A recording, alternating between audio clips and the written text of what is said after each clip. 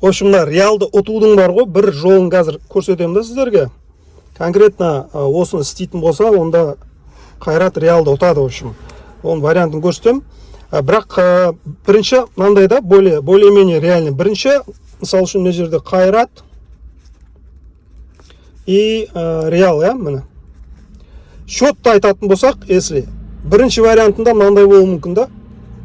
1-де 3 болуы мүмкін. Бір голды Дастан Сәтбаев салады.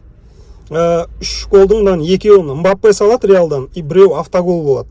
Бұл бір вариант, егер мен айтқанымды істемейтін болса. Екінші вариант, мысалы, тағы былай қыламыз. Қайрат и реал, Қайрат реал. Екінші вариантта, в общем, счет мынандай болады. 1-де 1 болады. Аяқта Дастан Сәтбаев салады, и мынаны Мбаппе салады. Бұл ничья. Мына жерде жеңіліп тұр, причем автогол салып, Енді қараңыз, мен сізге тағы бір вариантын көрсетейін. В общем, нені реалды ұтудың бүйірде счет былай болады, мысалы.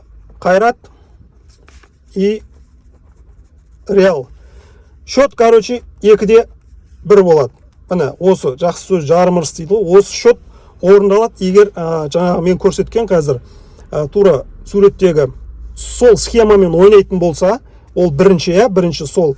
Екінші, бұл жерде основном жаңағы кімді? Реалдың форвардтарын, Мбаппе, Беллингем, в общем, соларды полностью тырп еткізбей соларға жатып алу керек. То есть 80%-те 20%. 80% защитаға Қайрат жатады, 20% қана атака болды. Защита 80% деген сөз, олардың атакаларын полностью тырп еткізбей, в общем, жатып алу керек қой аяқтарының астына. Қалайда. Одан кейін тағы бір үшінші вариант бар. Енді бұларға, в общем, былай айту керек қой, матч басталардан алдын, жаңағыдай бәріне біздің қазақтың ұлттық осындай, в общем, үйтіп алдап сұлдап, бірдеңе көндіріп, үйтпесеңдер болмайды деп кішкене бәріне бір кеседен жаңағыдай қымыз беру керек. Қымыз береміз, кішкене арасына естественно су араластырып, болды сонымен. Короче, мына счет сол кезде орындалады міне.